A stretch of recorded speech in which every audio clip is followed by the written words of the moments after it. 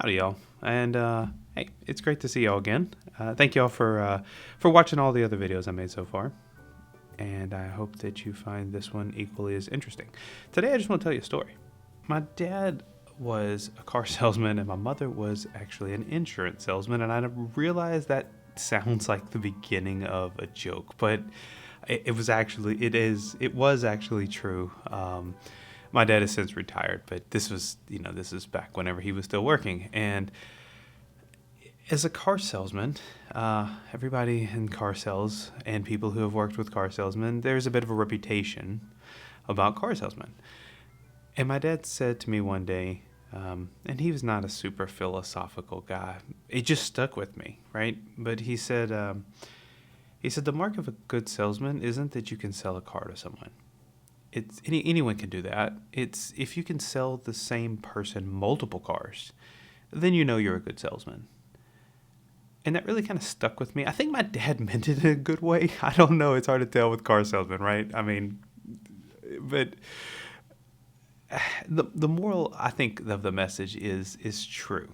Like building trust and repeat business, whether that be in a project or hiring somebody onto your team or even pulling someone across from another team or company because you know their skill sets, is a broad admission, in my opinion, of trust and respect. So I have another interesting story, a sub-story of the story, if you would. That is, a couple of years ago, I had a job opening and I was hiring for. I had two great candidates apply, one I knew and one that was recommended by somebody I trusted. So they were both incredibly qualified, both interviewed really well. It is easy to select somebody for a job whenever one person is good and everybody else is not good. This wasn't the case. Unfortunately, or fortunately in this case, both were really qualified, credentialed, and well recommended. So, how to choose? Well, ultimately, I went with the person who was a known quantity that I had worked with multiple companies before, so I knew what kind of a product I would get out of this person.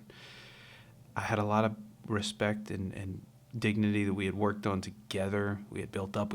We had taken some things off the ground all the way from the beginning of like a VMware infrastructure, and some networking stuff, desktop, and so like an extensive work history of many years. And I knew this person, and I trusted this person, and I knew what I was getting, and also it made a big difference in their life. Like it was a pay increase, it was an opportunity increase. So all of those factor into not just like, is this the best person for the job, but like, can this change someone's life for the better? And I know that both of those people would need that change, right?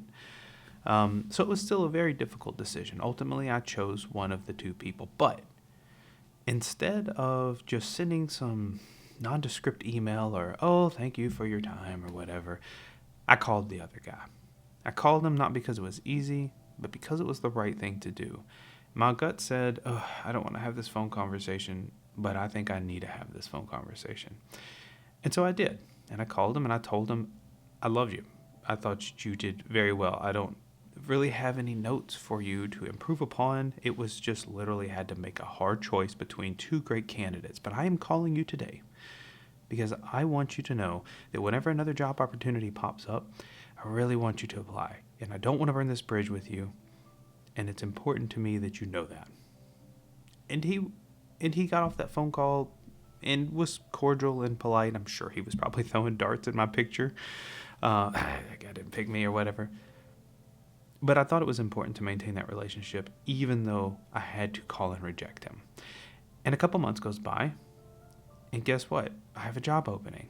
And I called him back. I said, hey, I really, really want you to apply for this job. And he did, and I was able to hire him. And after we hired and we spent some time together, he worked with the other candidate that I had hired. And he said to me, man, that guy's really good. I understand why you had a difficult choice. I really respected the validation I got from him on that. His opinion matters to me. As anybody you respect's opinion matters to you as well. And I thought it was a good validation of, I had to make a hard choice, but I know I did the right thing by calling him and treating him with respect, because that was what was going to get me the opportunity to get to hire him a second time. Because if I had ghosted him, he'd never take my calls again. I'd never have the chance to have worked with him. I'd have lost that opportunity forever. This is kind of where I'm going with. There, I guess, is a small lesson here. If you go back to the car salesman of the success isn't selling someone a car once. It's the build the trust and respect that they will come back to you multiple times. With all the AI that's happening in the industry, you can help it write your resume. They can help screen candidates. But this is HR, not AR. And I think it's really important for anyone, recruiters, hiring managers, and the people applying for those jobs, to remember that like the human element is the most important element of all of this. It is not who can write the best prompt or whatever like that. These are just large language models building a generative AI off of a skill set that is already out there and proven. It doesn't really account for new content or new ideas, and it doesn't account for the human element, the connection that you create when you work with somebody directly. So whether this is, if you're, like I said, whether you're a recruiter listening to this, a hiring manager listening to this, or somebody who's out there in this market trying to get a job, remember the most important part of this, in my opinion, is the human connection that you have. If those are skills that you learn, that you have to cultivate. They're not skills you type in. And so remember that whenever you're frustrated through the rejections and things like that. I feel like in the next 5+ years in the hiring industry, I think some things are going to fundamentally change.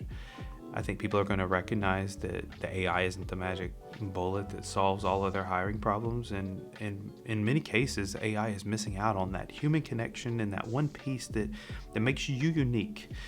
And that part is what makes you special. And that part is what makes you more useful than some line of code.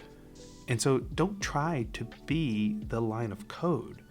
Try to be yourself and find a place where that is needed, and that is respected, and that is looked for. Because those are the places that are going to cultivate you instead of outsourcing you. So with that, I hope you all have a lovely holiday, and I will see you all in 2026. Thank you.